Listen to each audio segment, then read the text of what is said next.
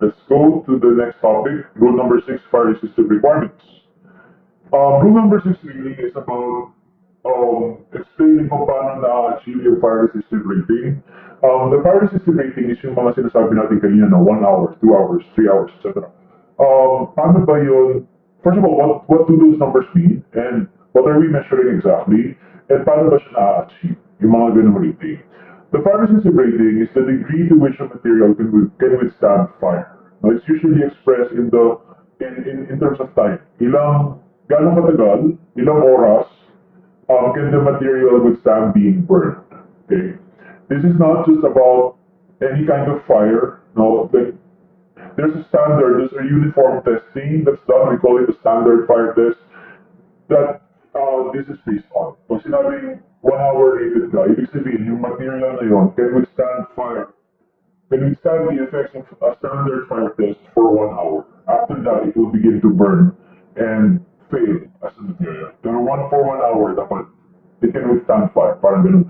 I'm just mentioning the standard fire test because some people think any kind of fire. No, may mga intense na fire, may mga ano. So, itong fire resistive rating, we base this on a standard fire test. I won't go into the details, hindi ko na masyadong inaalam yung details ng fire test. Basta there is a standard fire test.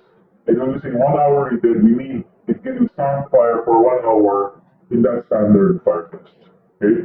So, this is what Rule 6 is mostly about. It's about telling us how to achieve the different ratings. No? Yan nakalagay dito, 1 hour rating, 2 hours, 3 hours, 4 hours. Paano mo ma-achieve yung mga yan?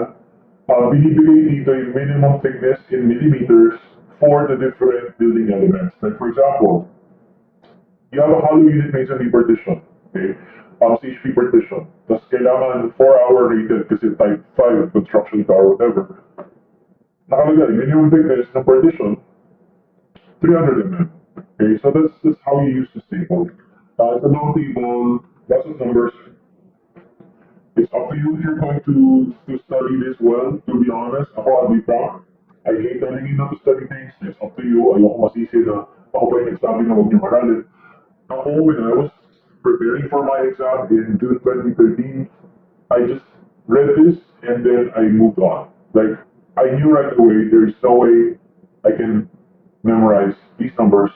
I'm not going to waste any more time. No, there are better things to study. There are things na may chance. Yun, nilalaban ko yun pag may chance na kaya ko siyang memorize. Pero ito, wala akong laban dyan. Okay, so hindi ko ito pinush at all. No, but at the minimum, I think, just try to understand how to use the table, I guess. Parang,